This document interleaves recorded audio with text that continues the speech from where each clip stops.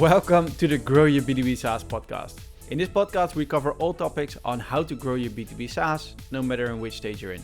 I'm Joran Hofman, the host of the show and the founder of Redditus, which is a B2B SaaS that helps other B2B SaaS companies to set up, manage, and grow an affiliate program. Being a founder myself means I'm going through the exact same journey as you are, experiencing the exact same issues, and probably have the exact same questions. And this is why I started the podcast in the first place. Get advice from industry experts on how to grow my B2B SaaS. So if you like this content, make sure to subscribe, follow, give it a thumbs up. Let's just dive in. In today's episode, we're going to talk about SaaS pricing. It is something which is always evolving and which will have a huge impact on the success of your startup. My guest is Wolter Rebergen. Wolter is the VP of Revenue Operations at Younium, and Younium is a subscription management and billing tool for B2B SaaS companies. They work with over 150 B2B SaaS customers, which have a more complex billing setup. This gives them great insight into what is working and what isn't within B2B SaaS pricing. Before Younium, Wolter has worked in product and project management in his roles at Technetics and Exact. In these roles, he worked together with pricing specialists like Simon Kucher and partners. He was also involved in the M&A processes when acquiring new companies and set up pricing as the part of the integration. Welcome to the show, Wolter. Thank you so much. Nice introduction. Great to be here. Nice. You're Dutch, so I can just ask this right away. Why should people listen to you today? I think the intro gave some of it away. I'm working with pricing for many years. It's one of the things I'm most passionate about. I'm also a strong believer that pricing can make or break companies if you do it right. Also, I think I speak to SaaS companies that work with pricing on a daily basis, and I think we use their pricing model actually to qualify or disqualify leads. We have to listen to or get to listen to at least 6 pricing models a day, I would say, which I think is super interesting. So we see a lot. We know what works, we know what doesn't work. And yeah, like you said in my introduction, I think from past history, I did it myself. I hope that's some reason to stay online on this podcast today. 100%. It will have a big impact, and definitely what works and what doesn't is going to be really valuable. So let's just zoom out for 1 second. Like, in your opinion, what is the role that pricing plays in a B2B SaaS, and why do you think it's a critical aspect for the success of a startup? I think prices, regardless of how you have it, it always needs to be, you can have the best product in the world, but the price needs to be right as well, right? I think that is super important. Especially with trends like product-led growth, price needs to be more transparent. Price needs to be something, you don't get to sell so much on the price. You can't have AEs make up for your bad pricing, account executives make up for bad pricing. You need to be on the point and your customers need to understand it. And what you often see is like companies make up their pricing based on their reality. This is my company, this is my product, my industry. And they get so stuck in their ways that they forget, but maybe my customer is doing something else entirely. They don't really see the same things and thoughts. That's why it can really make or break. You don't resonate. Test what you do with your customers. You're not off to a good start at the beginning, but also later on need to keep on evaluating pricing, keep on reiterating. Yeah, I love it. And I think, like you mentioned, transparency and understanding, I think maybe that's the most important part. Like, people have to understand how they're actually being charged now, but also going forward. When we break it up into 2 pieces, like, how important is pricing for your go-to-market strategy?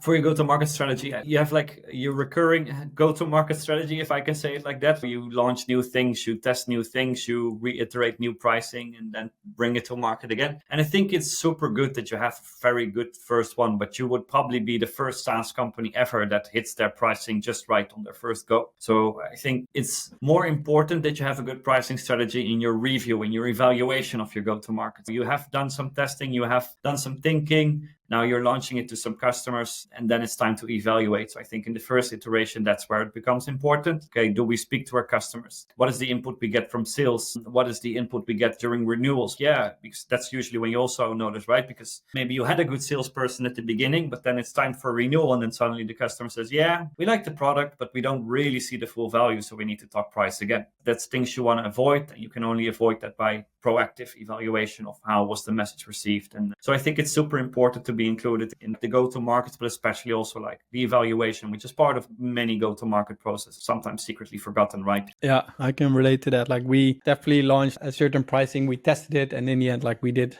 increase it like 100% pretty quickly because we were too cheap. But you have to go to market, I guess, to test it. And I guess to zoom out for what you said, check the input from sales. So top of, like, from the beginning all the way to renewal. So does it affect churn? So did you sell too high and then were they not able to renew here? Exactly. It's okay if it's not perfect. Like you said as well, you can be too cheap.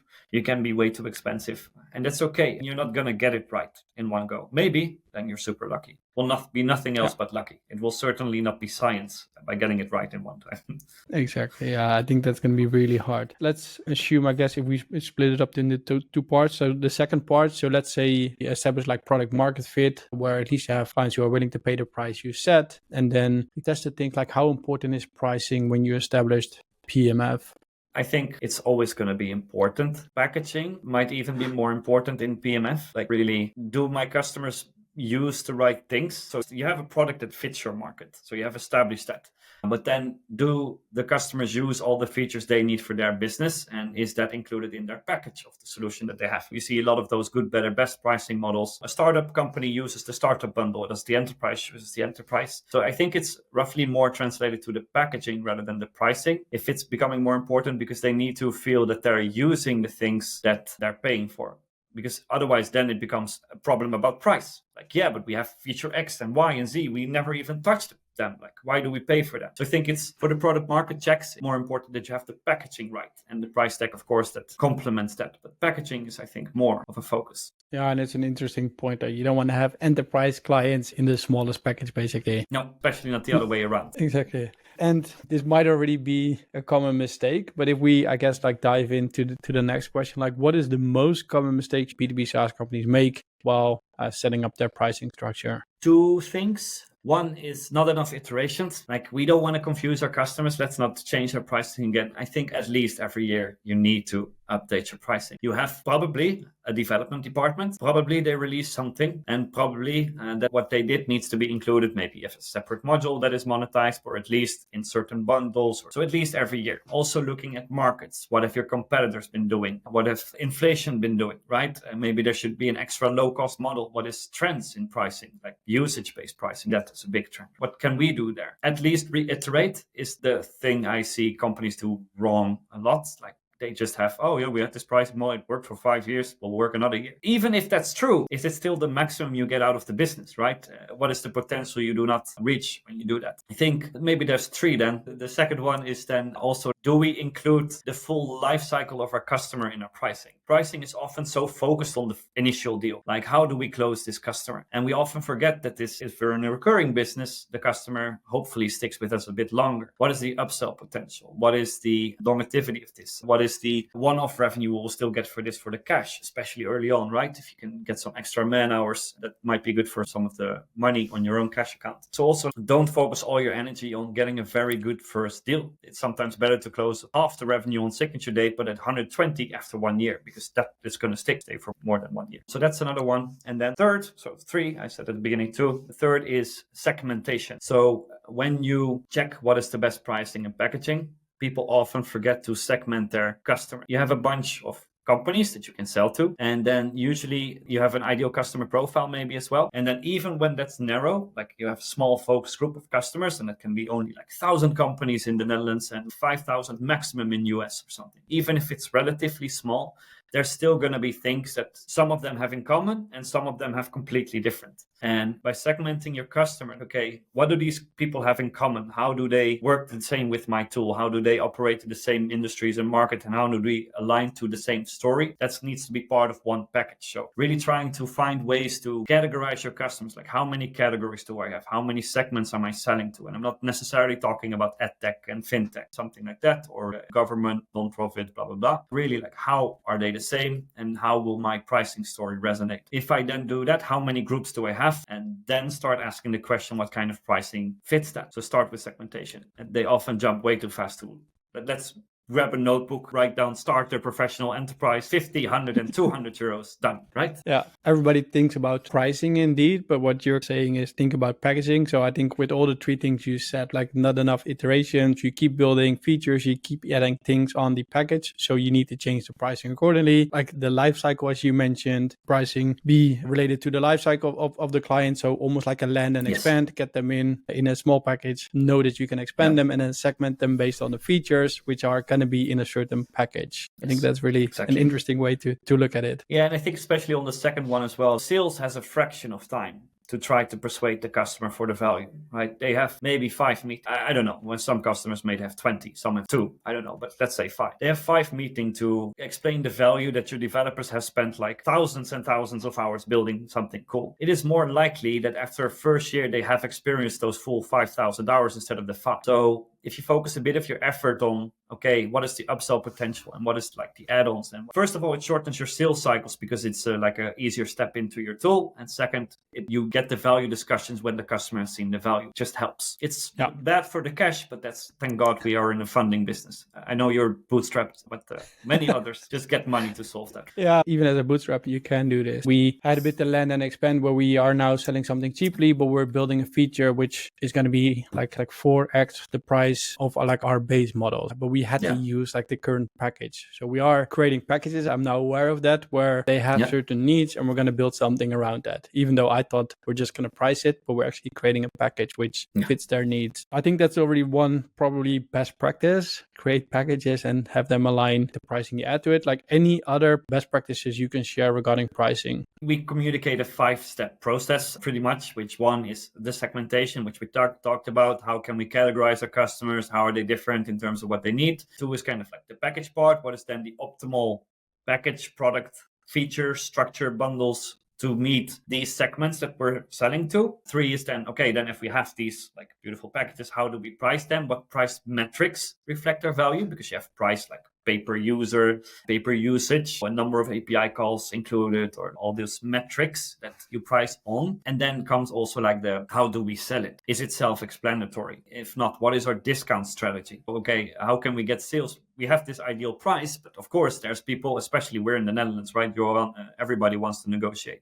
What is our discount strategy? Can we do something in advance? It's less relevant for PLG, right? If you have fixed, like these are, I don't need to call the CEO of Netflix that I want to have a discount on my subscription. I don't think he or she, whoever it is, will answer my phone call. So that's a 4th, like how do we sell this? And 5th is actually implement. So the go-to-market. Maybe you can announce it to your new customers because they haven't seen your pricing before, but existing customers, maybe there's changes. Maybe some customers are in packages that will now pay less. How do we handle that? Are we going to make them happy, or are we going to try to hide the fact that there's a lower price bundle for the exact same features? So how do we implement? And again, there you segment your customer base, like which are the companies at risk, which one will churn. And it could be, you're always going to end up with the churn risk customer group. But then it's okay, our upsell potential is 5 million euros.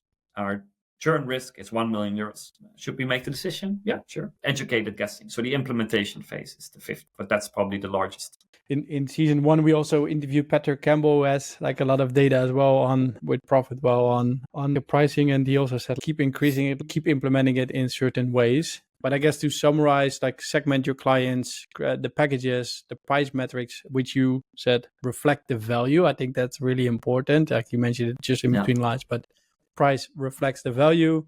How do we sell it? And then implementation. I think that's a really good step process. Yeah. Are there any, I guess, like packages, because you guys work more towards like the more complex billing, right? Are there any things you see which are working really well, like certain models which work really well to get these things like really, to the best, I guess you can? Yeah, I think typically there's in SaaS, you see a lot of models like you have the all you can eat, one fixed fee for all of our solutions. So this is our solution and it's 100 euros a month.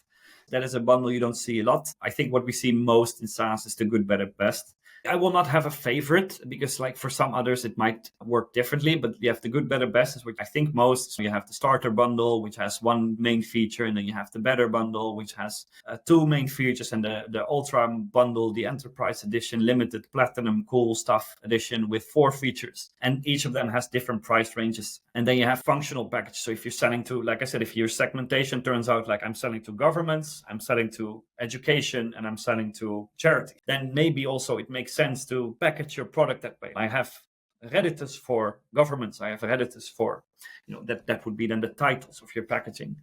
So you see a lot of things. What works best is, I think the packaging is super crucial, but the price metrics, do we do like a user base? Do we have number of active users, number of use in general, or do you have more of a usage base? So depending on how many podcasts people listen at Redditus, they need to pay €1 per podcast or something. Then they translate value like, but one time listening to the podcast, I've grown my company with 20% with all the wisdom from Joran. They can relate that to value. Or it's even success-based. Like you only pay our solution when your revenue goes up. That's sometimes now for customer success tools. It is linked to the NPS score. If your NPS score increases by X%, your price increases. But then I don't care if my price increases if my customers are more happy because they're going to pay me more. It's more in terms of the pricing metrics where you see the real success. And I think the success stories are there. Like how are they? What is the price metrics? Yeah. And maybe then a follow-up question on this. So let's say you are going to work with a company or you have the ability to go in and basically build out the process or build out the strategy to determine the best pricing for that specific SaaS. Like what steps would you take to determine that? Do you have customers already in this case? Yes, those are most of the listeners probably. So you will have customers, like let's say to make it even more practical, 20K MRR, for example. I think we often forget to just ask. Okay, hey, we quoted you something 2 years ago and you became our customer. It feels so scary because we're afraid our customer might, in the Dutch we say, awaken the sleeping dogs, right? So we don't want to start a conversation we might not be ready to have. But I think in general, it's just okay to ask your customers like, hey, do you feel the pricing reflects our value? Hey, do you feel happy with the product that we're delivering for the value? And I think just gauge also, what would you change in our pricing model? Ask the questions. If you have some sort of customer success, it's not doable if your customers are paying €5 a month, right? I get that you cannot then really call them. Then you do it via max bulk surveys with survey tools or something like that. But best thing is ask, I would say, because then you get direct feedback. You get out of your bubble. Asking can be both to your customers, but it can also be to peers in SaaS industry, right? What did you do? What is your competitor doing? But the best thing is asking and get out of your whiteboard session.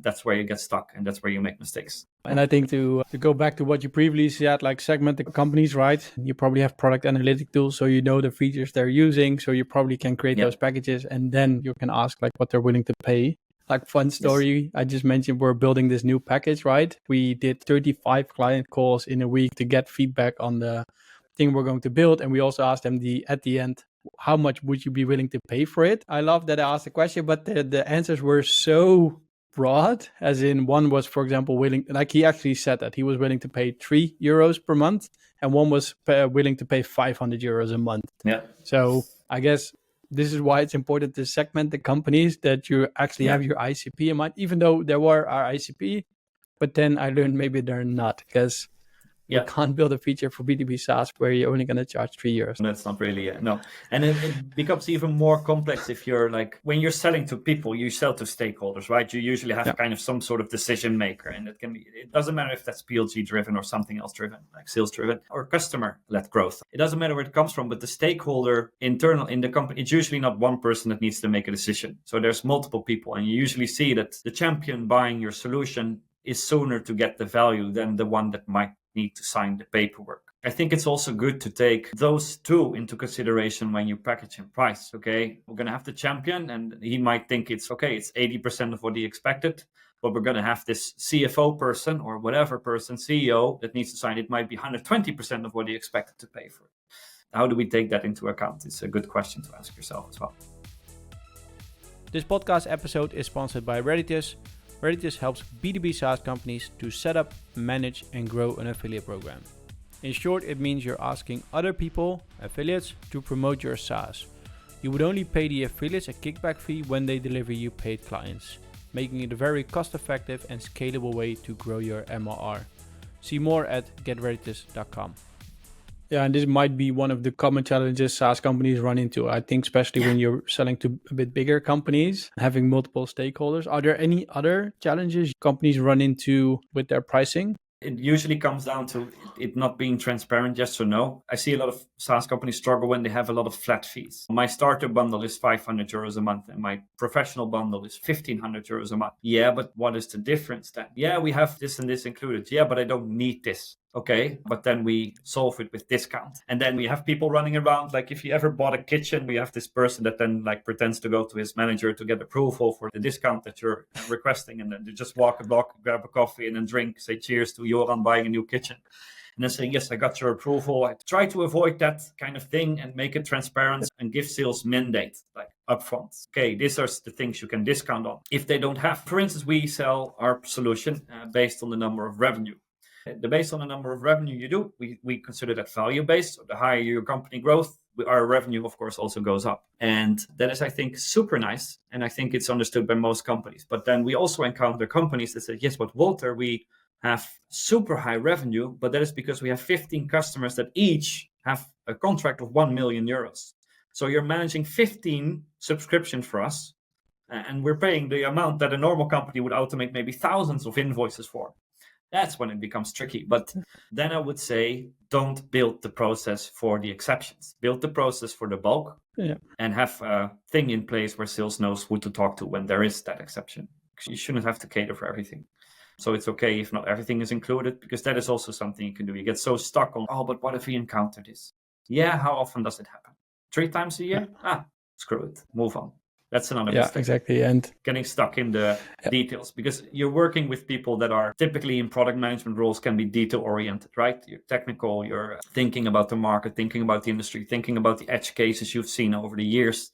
You shouldn't build pricing for your edge cases. You build them for the bulk and deal with the exceptions. Exactly. And ideally, you keep them as structured as possible in your billing system, so you don't end up with 100 subscriptions at the end of the year where you made exception over exception. So it's hard to then segment them later on as well. Yeah, exactly. Yes, segment them later on, and especially push new iterations in, because it means different for everyone. If you have all different contracts, different terms, different things, our product could technically handle it, but I would still not recommend it, because indeed, if you then have a new iteration, you need to go through those 100 customers, or different subscriptions. How does this impact them versus them versus them? Long story. Yeah.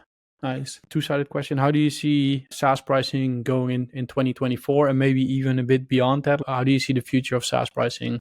I think SaaS is modern industry. We meet each other at events, we meet other people at events, and there's usually some sort of energy in the SaaS industry. There's people that are driven, they're eager, and what these people have in common typically is they jump aboard trends. So there's trends, and then let's do that, let's test that for ourselves. And that, especially now, there's a very hard trend towards usage-based pricing. And usage-based pricing is fantastic in a state where we're in my opinion, getting much better, the economy situation, but there's still a lot of uncertainties in the market. Funding is still tough. There's inflation. There's lots of things.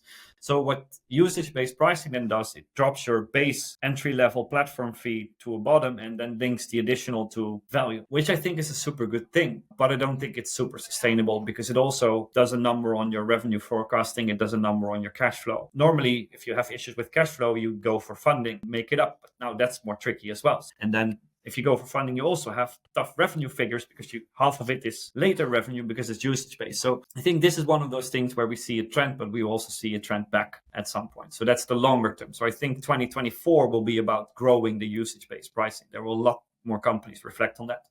But 2025 and 6, I expect it to already decrease drastically, and people reverting back to predictability, because they just jumped on the trend and didn't really realize this is really relevant for us. This is really something our customers need. And I always use the Netflix example in these discussions. So let's say you have Netflix, right? And there's a pricing model now that is, I think, I don't know, we are paying in the Netherlands to 12 euros a month. I have no idea. Yep. But with those 12 euros, I have full access to all movies, shows, whatever Netflix has to offer is for me. Let's say Netflix calls me and says, hey, Wolter, good news. We're going to lower it to 3 euros. And then you're going to be charged for 1 euro per season watched, per movie watched, per something you do. And then my sense of, okay, but then if I have a Saturday or a Sunday lazy at home and I just want to just switch it on, scroll my phone and leave the movies going, and every now and then I peek at the TV, I will not do that anymore. Will I still enjoy my Sunday? So with the usage trend, there's a lot of psychology which people forget to include. Do our customers feel safe? Because some customers might, that's again comes down to segmenting, right? Some customers might like the fact that they have a very low base floor and really impact the detail of the amount they're going to end up paying. Like if there's a number of seats included, okay, let's just have less seats using the software and we can control the cost and the expense we make.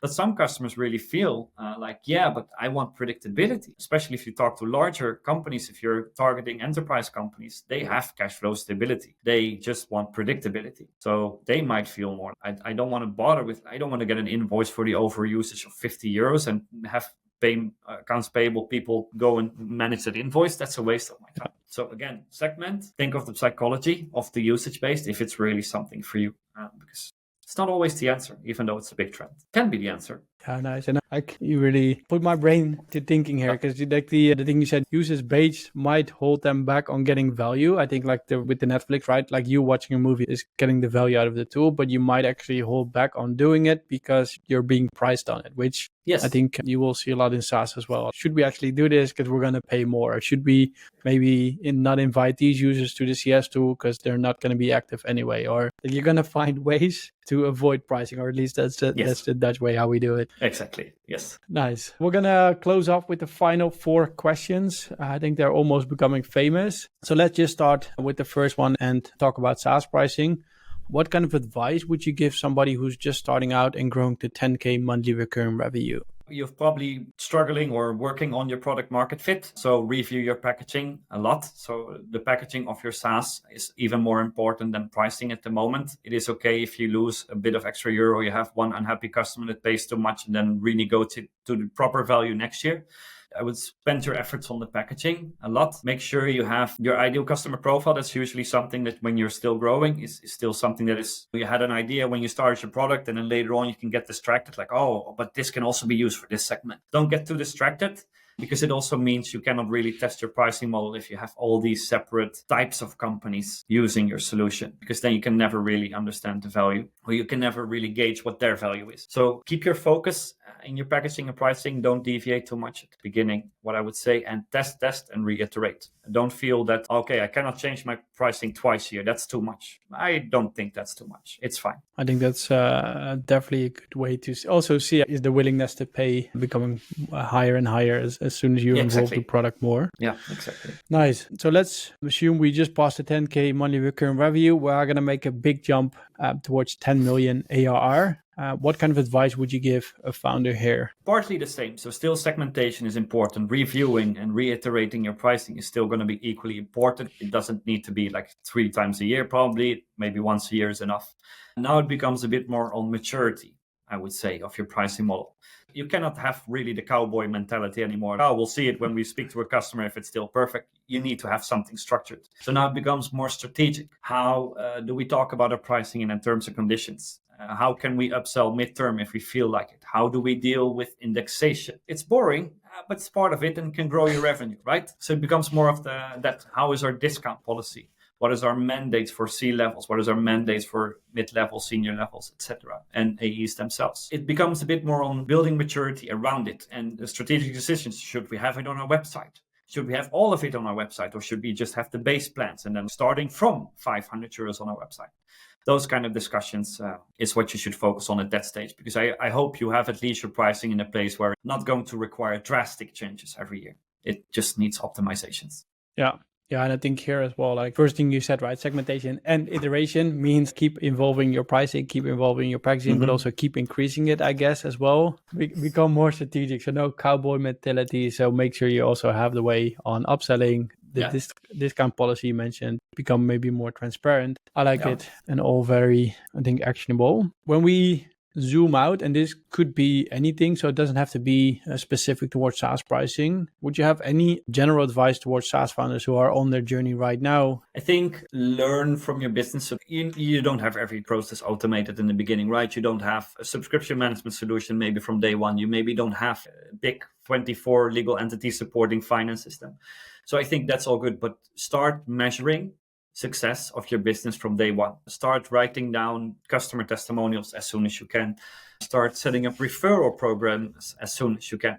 Be okay with not having processes for everything, but have some sort of then like authorization things in place. Really get your results on paper. Measure almost everything. How long does it take on average from my first meeting to a deal closed? How long does it take for this kind of marketing campaign to result into a deal or to result into a meeting? start measuring as much as you can to really steer. I'm really a fan of measuring things. We have almost at Younium internally, we have 300 KPIs that we're looking at with the management team, and that is all we're looking at the management team.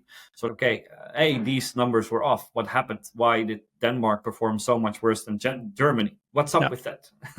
Really become a data-driven, metric-driven organization instead of gut feel, because gut feel, even if you're the smartest CEO, is never transferable to your employees, because some people have a strong gut and they have an entrepreneurial spirit, and I believe in that exists, but it's not transferable to your lower level employees that need to do your job every day.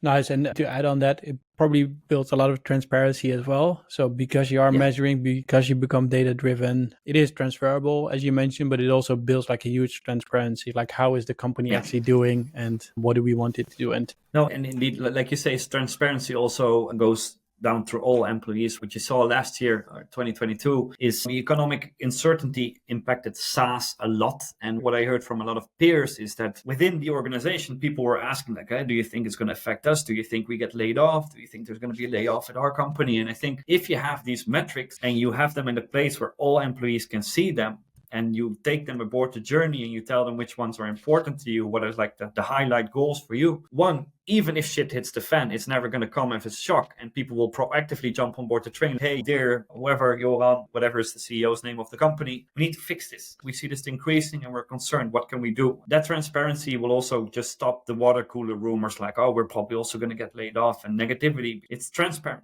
Indeed. So I like that you said that we're transparent. I cannot talk enough about that. It's very important. Nice. Yeah. And not every company like Younium will have 300 KPIs they can track, because that's like really difficult, especially if you're early stage. But like the way you got there is probably by doing it step by step. So I think that's maybe one thing to add here as well. We definitely do not track 300 KPIs. I wouldn't have the time for it yet, but I definitely want to get there. So we're just building it step by step.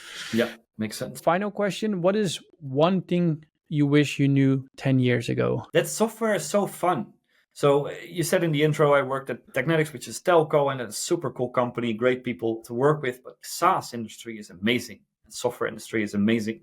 I wish I knew that sooner. I would have probably spent a bit more of my career in software than I already have. You meet the most amazing people, and I think it's one of the most selfless industries as well. So when you go to these SaaS events, people just like share knowledge. Here you go for free. That's where it is. And there's people like you who make their business out of people sharing knowledge. It's fantastic. And you don't see that so much in other industries. So maybe speaking 10 years, I wish I knew this 10 years ago, that SaaS software industries would be so cool. I would have worked there much sooner. Nice. And it's probably also because of all the events, because I see you at all the events, right? So we both go there. Yes. So that has something to do with it as well. But I love, I guess, what you said, the selfless industry. I think that's really true. And I think, like I worked in telco, and I had to travel to Taiwan and to US, and I had to wear this cool fancy suit, and I felt, okay, why am I wearing this? I'm 20 something. And now you with Redditus, you carry your blue shirt and your frames, and I think it's okay. It's a great industry because people like it. It's okay to be yourself and have fun, because work can be fun. And that's, I just love software. So I love SaaS. I don't know why. I do know why. Okay. Nice. Well, let's see how long I can keep wearing the blue hoodie. Everybody recognizes me with that. Yes, of course. Yes. Nice. I guess the final question, if people don't see you at an event, how can they get in contact with you? What is the best way to do? LinkedIn is usually the easiest, because if I have to spell my last name and email address, it's always going to be tricky. LinkedIn is the most easy. I check my inbox regularly, so it's the easiest. Cool. We're gonna link to Younium. We're gonna link to Wolter's LinkedIn, Wolter Rebergen for the people, but we're going to make it easy and just make a clickable link. Thanks for coming on to the show today, Wolter. My pleasure. Thank you so much for having me. Cheers. Cheers. Thank you for watching this show of the Grow Your B2B SaaS podcast.